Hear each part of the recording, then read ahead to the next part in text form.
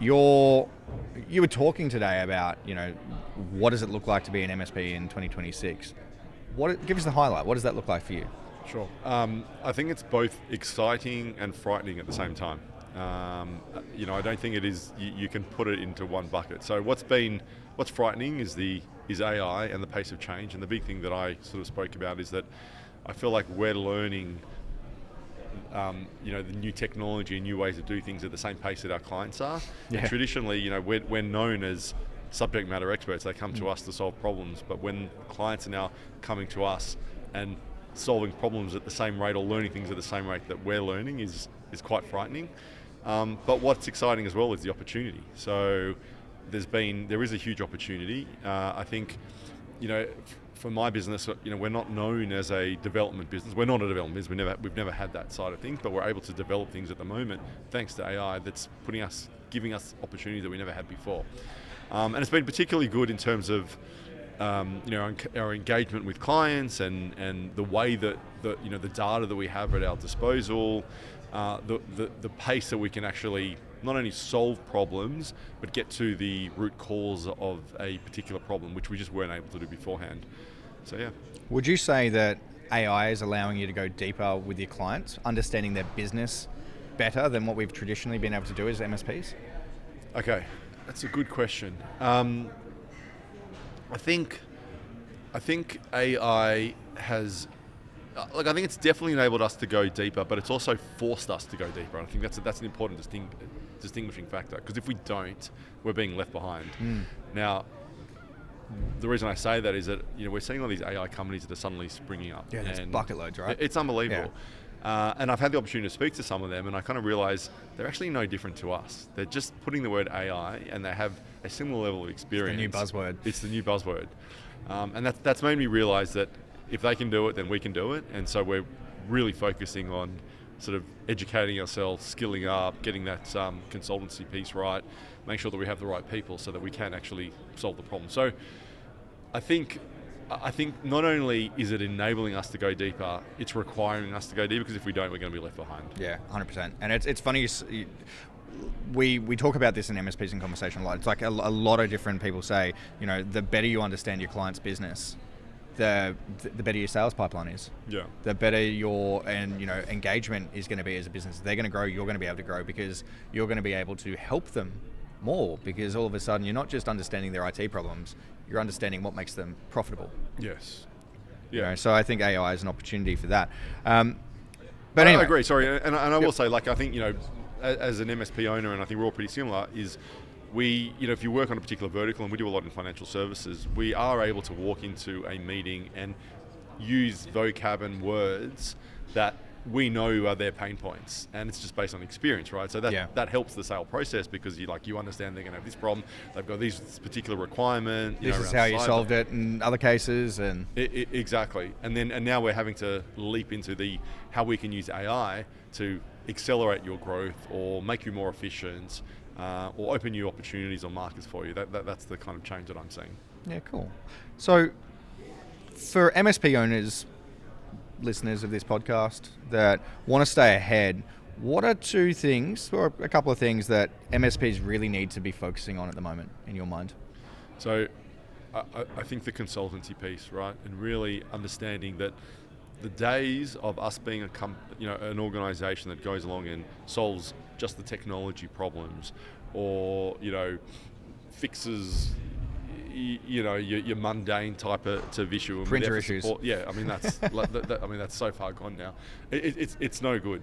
So we need to go on a deeper level, on a business analysis level, and really understand on a really deep level their business, and then explaining to them how the technology that we supply to them can drive efficiency and change, and being a real partner for their growth. So we need to be looked at as a strategic partner for their business success, not as the IT company who's there to support them when they have a technology problem.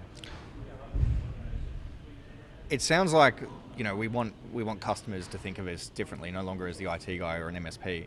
What do you think we should be thought of as? I think we should be a strategic partner. I think that's the two words that we need to hear all the time. That we come in and we're their strategic partner for success. I think if you're not that, and if we're not doing that, then I think our days are numbered. Yeah, cool. And you know what? I'd agree. I think that if you're just the IT guy, IT company, then you're going to someone else is going to come along.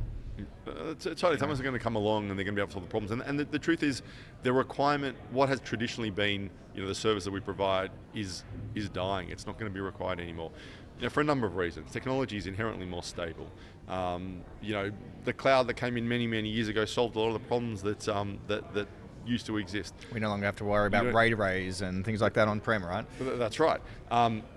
People that are coming through school, they're kind of born into the technology environment, right? Very different skills. Yeah, I didn't have that skill. I had to learn those skills, but these people are essentially, born with it, so they just don't need it anymore. So it's why we, as an owner, have to sort of leapfrog to a new evolution of what we do. Yeah, cool. Okay, so if you could fix one thing in the industry, I'm shifting gears a little bit here. If you could fix one thing in the industry or change something, what would that be? Oh, I love that question. It might not. It can be more than one, I guess. No. There's one pain point for me that it's almost infuriating, and that is that I am seeing too many people, like essentially competitors, where it's a race to the bottom. Okay, yeah. So they're doing things like onboarding for nothing. They're lowering their fee to a level which is unsustainable, which I know that they're selling services at a rate that they cannot possibly make money. Right? One thing that I say to opportunities all the time is. And to our client and to my clients, how important is it for you that we are a profitable partner? We're a profitable IT company, and it's very interesting the responses. Some will say, "We don't care if you make money or not. That's not my problem. That's your problem. It's your business." But the good ones who really understand the value and the strategic partnership that we are will go, "Well, it's really important to us." Now, from my point of view, it should be obvious. That's a really important thing because, at the end of the day, we hold the keys to the kingdom. Like the level of access and control that we have is absolutely, it's unparalleled. It's unparalleled. There isn't a single business out there that doesn't use technology in some way that really they can't do their business without it. I mean, I remember having a dentist that, made it very clear to me that if her system went down, she couldn't see a patient. I'm thinking, but you're not touching, you're touching teeth. But she's like, no, but I need to be able to look up the historical records and what have you. So. I would love, our competitors to really understand the value of what we do and not make it a race to the bottom, because I think we're actually doing a disservice to our customers. We're hurting everyone. We are hurting everyone, but including our customers, because as soon as you go out of business, then that's just going to cause a problem for that particular customer of yours, who then has to move, which is expensive and it's painful and it's risky and all that stuff. I 100% agree, and I hear that. I've spoken to a lot of MSPs over the years where you hear the charges or the rates that they set and you cringe, right? To your point about onboarding fees and things like that, or project stuff, they just kind of give things away for free and that diminishes the value, right, of what they do. So and it's a constant battle as well of it is hard sometimes to convince customers the value of what we do. We are sort of in the business of insurance, right? So we a lot of what we do is making sure that they don't have a problem, and that's a difficult business to be in, because everyone understands when you've got a problem. Like, we all come across opportunities where a potential customer got breached, or they had a massive problem, and then they want to change, right? So, and they're the worst. Like, it almost feels like ambulance chasing. It's the worst type of business to pick up. The good ones are the ones that understand that, if they never call us because they never have a problem, that is the best investment they've made in their technology partner ever, because we're charging them all this money, whatever. We're doing a good job. We're being proactive in everything that we do. We're dealing with alerts before they become a problem, before they're noticeable to the customer, and that's the value of what we do. And that's I find that the hardest thing to sell and to convince our potential customers, and sometimes our existing customers, the value of what we do. And I think when times go hard, when times are difficult, and customers are looking to cut costs, unfortunately sometimes we're one of the first people that they knock on the door, and you go, well, like, do you understand that if we turn something off, you might be fine. There's an 80% chance you'll be fine, but that 20% that could set you broke. Could set you broke. Yeah. It only takes one problem sometimes to put you out of business completely. So yeah, it's a difficult situation. It is. So we're here at Catalyst. This whole piece of it is about sharing, pieces of wisdom. You've just gotten off stage and sharing some of your own wisdom. What can I ask you? What's the best piece of advice that you've either been given or that you love to share to other MSPs? It could be any business in general. Yeah. So I think there's two things which I did say when I was on stage. So the customer relationship obviously is really important, and everybody knows that. But the vendor relationship also is equally as important. I think in our industry, the IT industry, the vendor relationship is more important than anything, because without the services and the tools of the vendors that we use, we're nothing. Like we don't exist. At the end of the day, we can't do anything. We can't support systems without having tools and vendors supporting us along the way. Yep. So it is really unfortunate that I often see sort of vendor jumps. I'm just trying to get my words out correctly, but where I see an MSP jump from vendor to vendor because they might get a slightly better rate here or there, but they don't actually understand that there is a significant cost to that. There's risk to that. It doesn't buy loyalty. If you want your back scratched, you need to scratch someone else's back. So It's really important that I think as an industry that we look after each other and we understand that value. I'm hearing Stu Applegate behind you. Well, look, he's definitely someone that I would consider a mentor, and has been around obviously for a long time. He's my facilitator.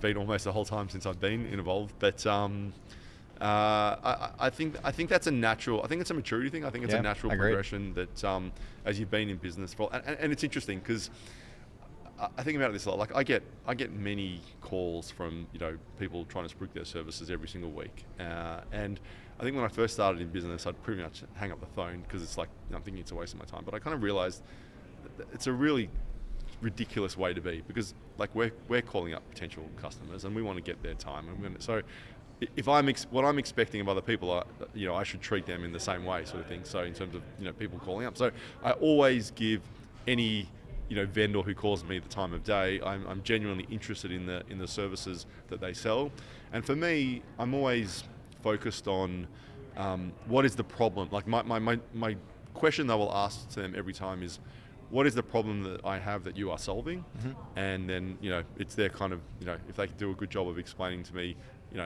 how they're going to do that, then they often become a partner. The other thing that's important to understand is that, and I say these opportunities all the time, I'll spend $1 million with you if you make me $2 million. Like, it's a no-brainer.